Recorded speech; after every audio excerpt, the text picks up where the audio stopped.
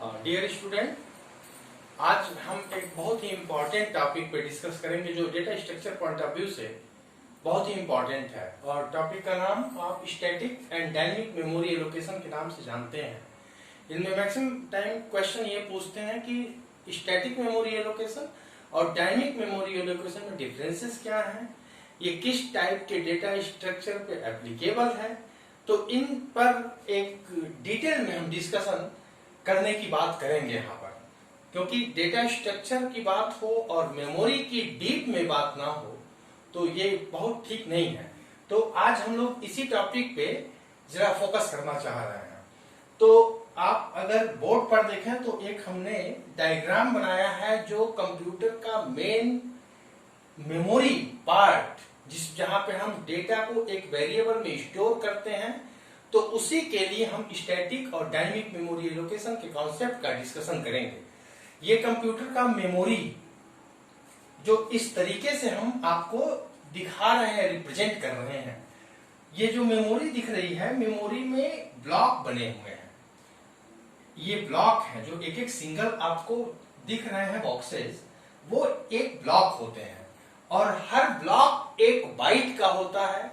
हर individual block एक bite का होता है और इन ब्लॉक का मेमोरी में कोई न कोई एड्रेस होता है। फाइन, तो हर ब्लॉक का एक एड्रेस होगा। अब वो एड्रेस क्या होगा ये देखने की बात है, क्योंकि इन एड्रेस को हम लॉजिकल एड्रेस कहते हैं। ठीक है, तो अब थोड़ा सा इसको एक एग्जांपल को लेके एक्सप्लेनेशन करते हैं कि स्टैटिक और डायनेमिक मेमोरी कैसे एलोकेट होती है, वहां पे किस टाइप के डेटा एलिमेंट्स जाते हैं, उन पर्टिकुलर वेरिएबल बनते कैसे हैं। तो कंप्यूटर ने मेमोरी के टास्क को मैनेज करने के लिए एक सबसे भरोसेमंद अपने कंपोनेंट को जिम्मेदारी दी, जिसे हम मेमोरी मैनेजर कहते हैं। मेमोरी मैनेजर का काम इतना होता है कि कितनी मेमोरी एलोकेट हो गई, कितनी मेमोरी डी एलोकेट हुई है, कितनी मेमोरी बची है, ये सब जिम्मेदारी कंप्यूटर ने मेमोरी मैनेजर को दे दी। अब एक एग्जांपल लेते हैं कि एक स्टूडेंट है, एक एप्लीकेशन या प्रोग्राम को बनाना चाहता है जहां पे कुछ डेटा को हमें मेमोरी में स्टोर करने की जरूरत पड़ रही है। अब मान लीजिए ये एक स्टूडेंट है और ये हमारा मेमोरी मैनेजर है। ये स्टूडेंट और ये हमारा मेमोरी मैनेजर। स्टूडेंट जो प्रोग्राम या एप्लीकेशन को डेवलप कर रहा है उसको कुछ मेमोरी की नीड है। तो अब क्या हो रहा है कि अब कम्युनिकेशन कैसे हो, ये स्टूडेंट मेमोरी मैनेजर से कम्युनिकेशन कैसे करे, वो वेरिएबल या डेटा को स्टोर कराने की बात कैसे करे। तो ये स्टूडेंट मेमोरी मैनेजर से हाई लेवल लैंग्वेज में कम्युनिकेशन को स्टैब्लिश करता है और एक मैसेज देता है इस तरीके से कि इंट ए। जैसे ही ये स्टूडेंट ने ये डिक्लेरेशन किया, मेमोरी मैनेजर के पास ये मैसेज गया, तो मेमोरी मैनेजर ये समझ गया कि एक ए नाम का वेरिएबल बनाना है जो इंटीजर टाइप का होगा। तो आप जानते हैं कि इंटीजर 2 बाइट का स्पेस ऑक्युपाई करता है। तो ये क्या करेगा, एक 2 बाइट का स्पेस यहां पर बनाकर दे देगा, यानी एक ए नाम का वेरिएबल यहां पे बन के मेमोरी मैनेजर ने स्टूडेंट को बता दिया कि ये आपका एक वेरिएबल हमने इंटीजर टाइप का वेरिएबल बना दिया। अब क्या करेगा कि इसका एड्रेस क्या होगा। मेन बात यह है कि इस वेरिएबल का एड्रेस क्या होगा। अब हम ये जानते हैं कि ये जो हमारा वेरिएबल है ये 2 बाइट यानी 2 ब्लॉक लिया हुआ है, क्योंकि मैंने बताया है कि एक ब्लॉक 1 बाइट का होता है। तो मान लीजिए कि यहां पे इस ब्लॉक का एड्रेस अगर 100 है तो इसका एड्रेस 101 होगा, इसका एड्रेस 102 होगा। ये एक सीक्वेंस में चलेगा। फाइन, तो 100 1 2 3 4 5 6 7 8 9 10 11 12 13। अब जब ये वेरिएबल बना तो इसका एड्रेस 113 और इसका एड्रेस 114। तो हम इस वेरिएबल को बनाने में देख रहे 2 एड्रेस हमको मिल रहे हैं, एक 113 और एक 114। तो हम जनरली किस एड्रेस की बात करते हैं? अगर इस वेरिएबल का एड्रेस हमसे पूछा जाता है तो मैं बोलता हूं इस वेरिएबल का एड्रेस 113 है, क्योंकि उस वेरिएबल का जो पहला ब्लॉक होता है ना, उसी के एड्रेस की हम बात करते हैं, क्योंकि वो सीक्वेंस में होगा 113, 113 एंड 114। तो ये तो हमें पता है, जो पहला इंडेक्स है अगर 113 है तो उस वेरिएबल का जो दूसरा ब्लॉक होगा वो 114 होगा ही होगा। तो हम पहले ही इंडेक्स के एड्रेस की बात करते हैं। तो फिर मेमोरी मैनेजर इनसे पूछता है कि हमने वेरिएबल बना दिया है, क्या इस ए नाम के वेरिएबल में कोई वैल्यू रखना है? तो स्टूडेंट कहता हाँ, इसमें हम 3 रखना चाहते हैं। तो इस वेरिएबल में कितनी वैल्यू आ जाएगी? 3। ठीक है, ये हमने एक सिंपल डिक्लेरेशन करके मेमोरी मैनेजर से एक वेरिएबल बनाया है। अब स्टूडेंट ये कहता है कि एक हमारे पास लिस्ट है जिसमें 4 एलिमेंट हैं, उनके लिए हमें एक वेरिएबल दिया जाए, हमें एक कंटीन्यूअस वेरिएबल मिलेगा या दिया जाए, तो ये क्या करेगा? इस तरह का एक मैसेज आता है स्टूडेंट की तरफ से, इंट A4। अब हमारा एक एरे है या लिस्ट है जिसमें 4 एलिमेंट रखने की बात आ रही है। एक एरे बनाया गया, उस एरे का नाम A है, वो इंटीजर टाइप का एलिमेंट रखा है जिसमें 4 एलिमेंट रखने की बात है। अब मेमोरी मैनेजर कहता है ठीक है, हम देते हैं।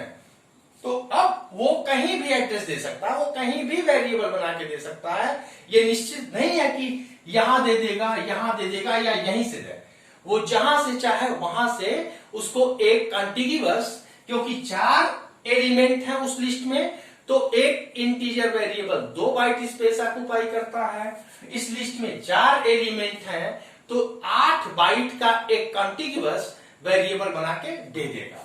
अब एज्यूम करते हैं कि यहां से इसने 1 2 3 4 5 6 7 8, यहां से लेकर 1 2 3 4 5 6 7 8 यहां तक का एक वेरिएबल बना करके दे देगा और कहेगा जो आपके 4 एलिमेंट हैं उस वेरिएबल में आप रख सकते हैं।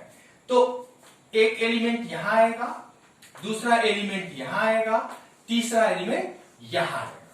यानी अब हम ये कहते हैं कि उसमें एलिमेंट कौन कौन से हैं। तो एज्यूम कर लेते हैं यहां पे 4 है, यहां पे 6 है, यहां 8 है, यहां 7 है।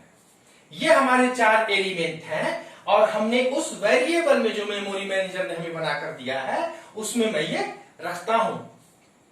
अब बात आई है कि इस वेरिएबल की अगर हमें एड्रेस पूछा जाए कि ये जो हमें वेरिएबल मिला है इस लिस्ट के लिए जिसमें 4 एलिमेंट हैं, उस वेरिएबल का एड्रेस क्या होगा?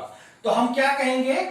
100, क्योंकि इस वेरिएबल के जो पहले ब्लॉक का एड्रेस है उसका 100 है। उस वेरिएबल के पहले ब्लॉक का एड्रेस 100, तो पूरे वेरिएबल का जो एड्रेस 100 होगा, क्योंकि ये सीक्वेंशियल मैनर में एलिमेंट, यानी हम स्टैटिक मेमोरी एलोकेशन की बात अब करने लगे। सीक्वेंशियली एलिमेंट हमारे उस मेमोरी में जाकर स्टोर हो रहे हैं। तो हम क्या कर रहे हैं? एलिमेंट तो हमारा सीक्वेंशियल आया, पहला एलिमेंट पहले ब्लॉक में, पहला और दूसरे ब्लॉक में, दूसरा एलिमेंट तीसरे चौथे ब्लॉक में, तीसरा एलिमेंट 5वें 6वें ब्लॉक में, और चौथा और आखिरी एलिमेंट 7वें और 8वें ब्लॉक में। अब ये हमें क्लियर हो गया। तो क्या हम एक स्टैटिक मेमोरी एलोकेशन में एलिमेंट्स के साथ साथ क्या हम सभी एलिमेंट के एड्रेस को भी स्टोर करते हैं? नेवर। अगर हमको पता चल गया कि पहले एलिमेंट का एड्रेस जहां रखा गया है अगर वो 100 है तो दूसरा एलिमेंट क्या होगा? 102 होगा, क्योंकि इंटीजर टाइप के एलिमेंट हैं। पहले ही इंडेक्स का मैं बोला हूं एड्रेस हमेशा, यानी पहले ब्लॉक का ही एड्रेस स्टोर करते हैं। इसके बाद हम किसी भी ब्लॉक के एड्रेस को स्टोर नहीं करते हैं सीक्वेंशियल मैनर में या स्टैटिक मेमोरी एलोकेशन के स्थिति में। अब क्या हुआ? हमने क्या किया? सिर्फ इसी का एड्रेस स्टोर कर दिया। उसके बिहाफ पर, उसके आधार पर हम किसी भी एलिमेंट के एड्रेस को कैलकुलेट कर सकते हैं। अब ये तो बिल्कुल ठीक हो गया। अब कह रहा है क्या वो एड्रेस हम कैलकुलेट करें? अभी तो हम 4 एलिमेंट हम बता देंगे कि हमारा जो लिस्ट का चौथा एलिमेंट होगा वो 107 पे होगा। लेकिन अगर हमारे पास 200 एलिमेंट हो और पूछा जाए 197 वाला एलिमेंट कहां है, तब हम कैसे करें? मान लीजिए हमसे ये कह दिया गया कि A3 का एलिमेंट का एड्रेस कहां है, A3 का लोकेशन कहां है मेमोरी में, A3 पे रखा हुआ एलिमेंट कहां रखा गया है। तो हम इस एड्रेस के आधार पे हमने कहा है कि एक ही एड्रेस के आधार पे हम किसी भी एलिमेंट के एड्रेस को कैलकुलेट कर ले जाएंगे। तो कह रहे ठीक है, बहुत आसान, 100 प्लस कौन से एलिमेंट का एड्रेस, किस इंडेक्स का एलिमेंट, तीसरे वाले एलिमेंट का एड्रेस। तो कह रहा 3 और एक इंटीजर कितने बाइट का स्पेस लेता है, 2 बाइट का, मल्टीप्लाइड बाई 2। तो कह रहा कितना हो गया, 106। ठीक है, कैसे? अब देखिए हमने कहा कि A3 हमारा 106 पर जाएगा, 100 101 ये आ गया पहला एलिमेंट, 102 103 ये वाला एलिमेंट, 104 105 ये वाला एलिमेंट, और ये वाला एलिमेंट 106 एंड 107। अब देखिए 106 पे आया ये, तो 106 इसका आ गया। अब आप A3 की बात करेंगे, ये लिस्ट का तीसरा एलिमेंट नहीं, क्योंकि जब एरे हमारा चलता है तो एरे के इंडेक्स की स्टार्टिंग कहां, क्योंकि ये क्या है, इंट A की बात कर रहा है, 0 1 2 3। तो यहां पे आया 4, यहां पे आया 6, यहां पे आया 8, यहां पे आया 7। तो A3 का मतलब एरे के इंडेक्स नंबर 3 वाला एलिमेंट मेमोरी के किस लोकेशन पे गया, तो हम कहेंगे 106 पर गया। फाइन, क्योंकि 100 है पहले इंडेक्स का, यानी इंडेक्स नंबर 0 वाला एलिमेंट है, 102 पर ये वाला, 104 पर ये वाला, और 106 पर ये वाला एलिमेंट। इतनी बात क्लियर हो गई होगी। तो सीक्वेंशियल मेमोरी एलोकेशन में हम कंपाइलेशन से पहले ही मेमोरी की साइज को फिक्स कर देते हैं। फाइन, अब क्या होता है कि मेमोरी मैनेजर ये कहता है कि मेमोरी मैनेजर से प्रोग्रामर ये कहता है कि ये मेरी जो लिस्ट है ना, इसमें 2 एलिमेंट छूट गए हमसे, क्या मैं अब इस लिस्ट को बढ़ा सकता हूं? तो मेमोरी मैनेजर कहता है नहीं, जब हमें डिक्लेरेशन कंपाइलेशन से पहले कर दिए गए हैं और स्टैटिक मेमोरी एलोकेशन में जब हम कॉन्टिग्यूअस मेमोरी वेरिएबल बनाकर देते हैं, तो उसमें हम कभी भी लिस्ट को बढ़ा नहीं सकते, न लिस्ट को ग्रो कर सकते हैं, ना लिस्ट को श्रिंक कर सकते हैं। एक बार जो आपने फिक्स कर दी इंट A4, वो फाइनल है। अब उसके बाद हम स्टैटिक मेमोरी एलोकेशन के केस में कम या ज्यादा नहीं कर सकते हैं। तब कहता है इसका विकल्प क्या है, कह रहा विकल्प ये है कि आप एक और वेरिएबल बनाइए, एक और लिस्ट की डिमांड करिए, एक और डिक्लेरेशन करिए, उसके बाद हम वेरिएबल बना के देते हैं। तब स्टूडेंट कहता ओहो, मान लीजिए बाद में फिर अगर हमें दिक्कत हो गई, कुछ समय बाद हमको और उस लिस्ट को बढ़ाना पड़ा, तब हम क्या करेंगे? कहता इस बार जब मैं डिक्लेरेशन करूंगा तो पूरे मेमोरी को मैं ले लूंगा, क्योंकि इन्होंने हमको 2 एलिमेंट रखने को नहीं दिया और ये लिस्ट हमने पहले डिफाइन कर दी थी, डिक्लेयर कर दिया था। इस वजह से मैं क्या करूंगा, अब हम पूरे लिस्ट के जितने मेमोरी हमारे पास बचे हैं उन सब को मैं दे देता हूं। अब मैसेज करता है इन A20, उसके पास एलिमेंट कितने हैं? 4 थे, 2 और बड़े 6, लेकिन सोचता है फ्यूचर में अगर और हमको जरूरत पड़ेगी तो हम क्या करेंगे। अब ये क्या कर रहा है, पूरे मेमोरी को एलोकेट कर देता है, पूरे मेमोरी को एलोकेट कर देता है। और एलिमेंट कितने हैं? 6 एलिमेंट है, क्योंकि 4 थे, 2 और बढ़ाने के लिए तो कहा इस एलिमेंट को कॉपी करके यहां रख दो। तो कितने हुए? 1 2 3 4 5 6 7 8 9 10 11 12। कह रहा इतने ही एलिमेंट तो हैं हमें, लेकिन उसने लिस्ट कितनी एक्वायर की? पूरी लिस्ट ले ली उसने, पूरे मेमोरी को ले लिया, क्योंकि जो डिक्लेरेशन किया इंट A20 का कर दिया। और मेमोरी मैनेजर कहता मेरे पास स्पेस है, मैं तुमको दे रहा हूं। जब इसने दिया तो पूरा मेमोरी दे दिया। अब पूरा मेमोरी देने से क्या हुआ, अगर कोई और यूजर उसमें वेरिएबल बनाने की बात करता तो मेमोरी ये कहता कि देयर इज नो स्पेस। और लेकिन आप क्या इस स्पेस का यूटिलाइजेशन कर पा रहे हैं? नहीं कर रहे, क्योंकि आपके पास तो एलिमेंट ही केवल 6 है। तो ये मेमोरी हमारी वेस्ट चली जा रही है। तो हम ये कह सकते हैं स्टैटिक मेमोरी एलोकेशन के केस में कि सभी एलिमेंट सीक्वेंशियल मैनर में स्टोर हो रहे हैं। और दूसरा पॉइंट ये कह सकते हैं कि we fix the size of memory before the compilation of program. ठीक, नो नीड। अब एक एडवांटेज की बात दो तो इसने ड्रॉबैक्स की बात कर दी।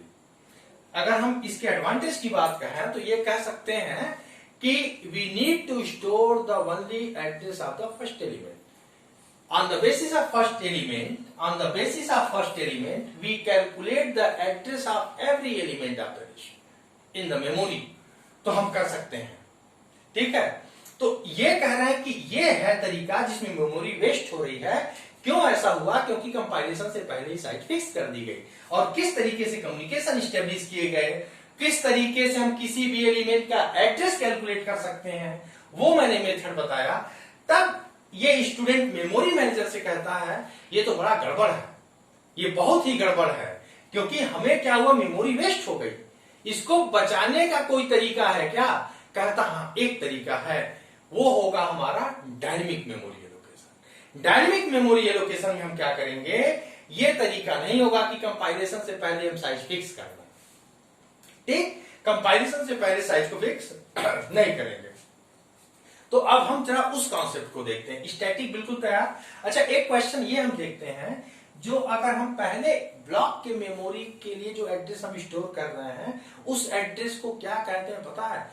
उस एड्रेस को हम बेस एड्रेस कहते हैं। Base address means only the first address of the element is known as a base address. Memory में जो पहले एलिमेंट के लिए वेरिएबल जो बनाया गया, उस वेरिएबल के जो पहला ब्लॉक का एड्रेस होता है वही हमारा बेस एड्रेस कहता है।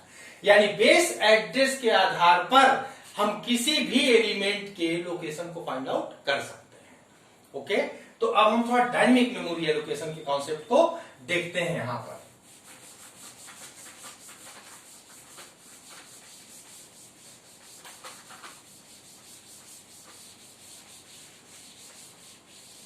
वही मेमोरी और वही सब कुछ कॉन्सेप्ट जो स्टैटिक के केस में चले हैं, अब वही हम डायनेमिक मेमोरी एलोकेशन के केस में लेके बनाते हैं। और एक बार अगर ये कॉन्सेप्ट आपके पास आ गए तो डेटा स्ट्रक्चर से बहुत सी समस्या दूर हो जाएगी।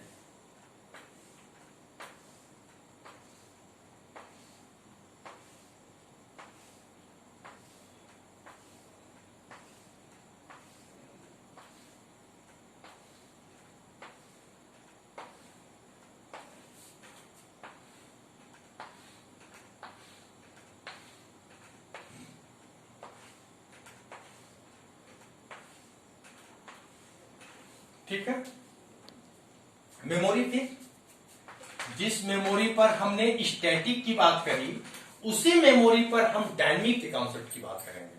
ठीक है, कि डायनेमिक मेमोरी एलोकेशन में कैसे वेरिएबल हमारे बनते हैं। क्या एक कंटीन्यूअस वेरिएबल बना के देता है कि क्योंकि वहां पे क्या हुआ था, मेमोरी हमारी वेस्ट हो गई थी। तो उसी के लिए उस स्टूडेंट ने क्या किया था, कहा था मेमोरी मैनेजर से कोई हमें और तरीका बताओ, कोई और कॉन्सेप्ट बताओ जिससे हमारी मेमोरी वेस्ट ना हो। तो कहता है एक तरीका, ये हमारा स्टूडेंट है जिसने दूसरे कॉन्सेप्ट की बात करी, ये हमारा मेमोरी मैनेजर है। अब इसने कहा एक तरीका है, अब जो कौन सा एलिमेंट इसको रखना है, कह रहा 6 5 4 3 यही एलिमेंट है जिनको हमें मेमोरी को बचाते हुए स्टोर करना है। ठीक, तो कह रहा अब तुम करो क्या, अब एक कंटीन्यूअस वेरिएबल नहीं मांगो हमसे, अब हम क्या करेंगे, हर एलिमेंट के लिए सेपरेट रिक्वेस्ट करेंगे, हर एलिमेंट के लिए सेपरेट रिक्वेस्ट करेंगे। तो कह रहा कैसे, कह रहा जैसे ये रखना है तो एक 6 एलिमेंट के लिए वेरिएबल बनाई जाएगी। अब वो वेरिएबल मान लेते हैं यहां पे आ गया, अब इंटीजर है तो 2 बाइट का स्पेस ऑक्युपाई करेगा। मान लीजिए इसका एड्रेस है 210। इस पहले ही ब्लॉक के एड्रेस की हम बात करेंगे। एक वेरिएबल जो इंटीजर टाइप का है 2 ब्लॉक तो ले रहा है, लेकिन उसके जो पहले ब्लॉक का एड्रेस होता है वही हमारा बेस एड्रेस होता है। तो यहां पे आ गया 6। अब नेक्स्ट एलिमेंट के लिए स्टूडेंट फिर मेमोरी मैनेजर से सेपरेट रिक्वेस्ट करेगा कि एक हमको और ये कहां हो रहा है, रन टाइम पे हो रहा है। रन टाइम पे ये वेरिएबल बनाया जा रहा है, मेमोरी एलोकेट हो रही है। 6 आया, 6 के लिए अब कंटिन्यूअस नहीं है, कंटिन्यूअस होता तो ये सेपरेट रिक्वेस्ट नहीं होते। एक बार मैसेज दिया जाता मेमोरी मैनेजर को, एक डिक्लेरेशन किया जाता और उसके आधार पर वेरिएबल बना। लेकिन यहां पे क्या, रन टाइम पे डायनेमिकली मेमोरी एलोकेट, एक यहां आया, दूसरा हमारा यहां आ गया, दूसरा यहां आ गया। कह रहा है यहां पे हमने 5 रख दिया और इसका एड्रेस एज्यूम मैं कर रहा हूं कि 214 है।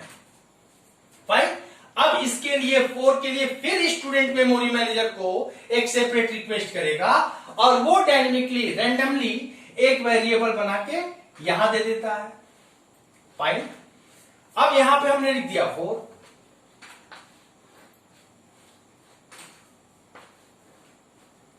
बहुत आराम से कॉन्सेप्ट को लेते हुए समझिए इसको। फिर थर्ड के लिए फिर स्टूडेंट मेमोरी मैनेजर से सेपरेट रिक्वेस्ट करेगा 3। ये कह रहा है यहां पे 3 हम ला देंगे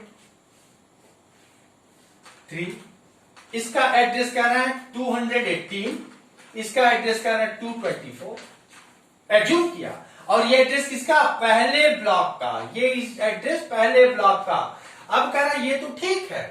अब इसमें डायनेमिक मेमोरी में क्या हो रहा है, तुम मेमोरी को आप ग्रो और श्रिंक कर सकते हो, क्योंकि हर एलिमेंट के लिए सेपरेट रिक्वेस्ट आ रहा है। मान लो एक और एलिमेंट है, फिर सेपरेट रिक्वेस्ट करेगा, यहां दे देगा। एक और एलिमेंट है, फिर 1-2 बाइट का स्पेस यहां दे देगा। तो जब चाहो तब एलिमेंट को इंसर्ट कर लो, जब चाहो तब डिलीट कर लो। यानी ग्रो और श्रिंक डायनेमिक मेमोरी एलोकेशन में पॉसिबल है, क्योंकि ये रन टाइम पे मेमोरी एलोकेट करता है। अब इसने स्टूडेंट ने मेमोरी मैनेजर से क्वेश्चन कर दी कि ये बताओ हमको पता कैसे चलेगा कि इस एलिमेंट के बाद वाला एलिमेंट गया कहां, हाँ ये दिक्कत है। अब यानी स्टूडेंट मेमोरी मैनेजर ने स्टूडेंट से कहा जो तुमने स्टैटिक के केस में मुझसे हाई लेवल में कम्युनिकेशन स्टेब्लिश किया था, उसी तरीके से एक कम्युनिकेशन हमसे फिर स्टेब्लिश करोगे और उसका जो तरीका जो होगा, जो स्ट्रक्चर, जो फॉर्मेट होगा वो कैसा होगा। कहता वो फॉर्मेट ऐसा होगा, एक हम स्ट्रक्चर बनाएंगे नोड टाइप का, नोड टाइप का। फाइन, उसमें होगा क्या क्या, एक डेटा होगा इंटीजर टाइप का, क्योंकि जो मैंने डेटा एलिमेंट लिए हैं वो इंटीजर टाइप का दिया है। अब दूसरा क्या होगा, एक नोड का एड्रेस होगा जो नेक्स्ट नोड के एड्रेस को होल्ड करेगा। कहा ये होगा वो कम्युनिकेशन का तरीका, जो तुम डिक्लेरेशन करोगे वो इस तरीके से करोगे। यानी हम एक स्ट्रक्चर बनाएंगे नोड नाम का, उस नोड में 2 पार्ट होंगे, एक डेटा पार्ट और एक पॉइंटर होगा जो नेक्स्ट नोड के एड्रेस को होल्ड करेगा। यानी इस नोड का एड्रेस, इस वेरिएबल का एड्रेस इसके पास होगा। लेकिन अभी तो 2 ही पार्ट है, अभी तो एक ही वेरिएबल है इसमें, एक ही वेरिएबल मतलब केवल इन्फो पार्ट ही है, वो पॉइंटर पार्ट का। कहा अब मैं कैसे तुमको बना के दूंगा, जब ये तुम मैसेज प्रॉम्प्ट करोगे मुझे, तब मैं इसको 4 बाइट का एक वेरिएबल बना दूंगा। और ये वेरिएबल कैसा होगा, नोड टाइप का होगा। पहले वाले 2 ब्लॉक में इंफॉर्मेशन यानी डेटा रखोगे और दूसरे में तुम नेक्स्ट नोड के एड्रेस को रखोगे, क्योंकि ये सिंबल पॉइंटर का होता है। अब pointer always contain address of the next node. तो कह रहा है यहां पे आएगा क्या, कह रहा है इस नोड का जो एड्रेस है ना वो यहां आ जाएगा 214। अब क्या होगा, यहां से हम पहुंच जाएंगे 214 पे, तो ये भी तो 2 बाइट और बढ़ा देगा, क्योंकि ये भी नोड है। यहां कितना होगा 218, यहां पे कितना होगा, इस नोड का एड्रेस यहां होगा 224। फाइन, एज्यूम कर लेते हैं यहां और है, बहुत छोटी पड़ गई। यहां पे नल होगा, नल का मतलब आगे कोई नोड नहीं है। ठीक है, तो यानी एक नोड बनेगा। ये जब मैं लिख के मेमोरी मैनेजर्स को कम्युनिकेट करूंगा तो वो एक नोड बना के देगा जो नॉन प्रिमिटिव डेटा टाइप का नोड नाम का एक स्ट्रक्चर होगा, जिसमें 2 पार्ट होंगे, एक होगा हमारा डेटा पार्ट, दूसरा होगा पॉइंटर पार्ट। अब हमसे पूछा जाए कि ये जो वेरिएबल बना के दिया नोट टाइप का, उसकी साइज कितनी होगी, तो ये कितना लिया 2 बाइट, पॉइंटर कितना लेता है 2 बाइट, यानी ये जो हमारा इंटीजर रखने के लिए जो नोट टाइप का बना है वो कितने बाइट का होगा, 4 बाइट का होगा। अगर ये कैरेक्टर होता तब 3 बाइट का। इस तरीके से वो बनाकर चलता था। ये तो बहुत सही कॉन्सेप्ट है, लेकिन क्या एफिशिएंट कौन होगा इसमें?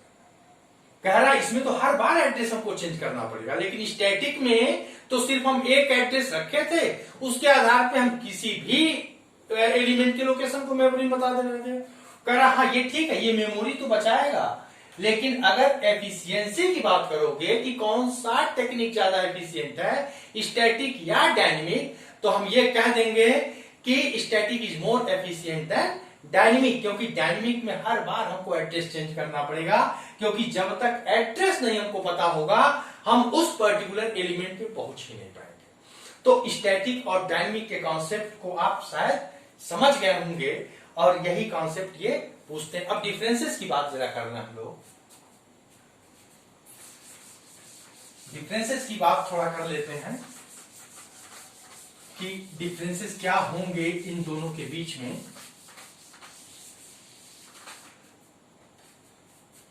अगर हम डिफरेंसेस की बात करें, ये हमारा स्टैटिक है, ये हमारा डायनेमिक है। तो स्टैटिक का पहला पॉइंट कहता है कि all the data element are stored in a sequential manner. Dynamic का पहला पॉइंट कहता है all the data element are stored in a random manner. आप देखे हैं कि सेपरेट रिक्वेस्ट हुआ है, एक यहां एक वहां दूसरा। स्टैटिक का दूसरा पॉइंट ये कहता है कि we fix the size of memory before compilation of program. और डायनेमिक का दूसरा पॉइंट कहता है we fix the size of memory on the run time.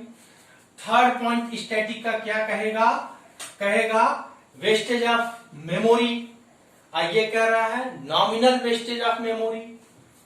Fourth point इसका क्या कहेगा, we need to store the only address of the first element or means first block of the memory. ये चौथा point इसका कहेगा we need to store the address of every element. Fine.